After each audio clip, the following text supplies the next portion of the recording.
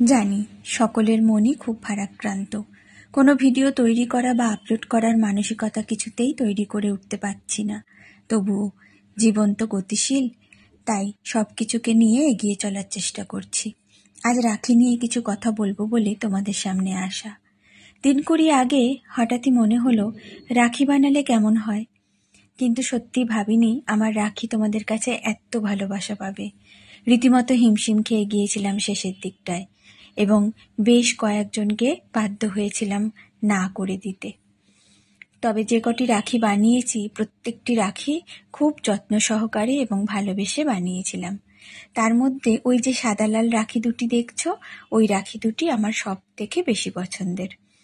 আর ওই যে অনেকগুলো ফাঁকা রাখি দেখছো, ওই রাখিগুলো অর্পিতা পাল রায় নামে এমন একজন মানুষের কাছ থেকে বানানোর প্রস্তাব পেয়েছিলাম, যে মানুষটির কাজই হলো দুস্থ মানুষের পাশে দাঁড়ানো।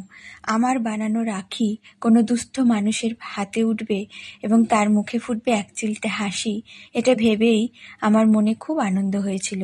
তাই ওই কাজটি করে আমার সব থেকে বেশি ভালো লেগেছিল। আর আমাকে ওই কাজটি করতে দেওয়ার জন্য ওই মানুষটিকে রইল অসংখ্য ধন্যবাদ। আর বাকি যারা প্রথমবার আমার ওপর আস্থা রেখে এত রাখি বানাতে দিয়েছিলে, তাদের জন্য রইল অনেক ভালোবাসা।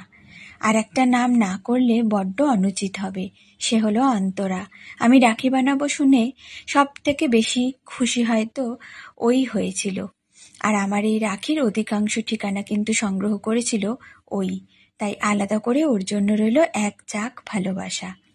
আমরা যখন একে অপরকে রাখি পরিয়ে দিই, তখন সেই রাখির সুতোয় বাঁধা থাকে অনেক অনেক শুভকামনা।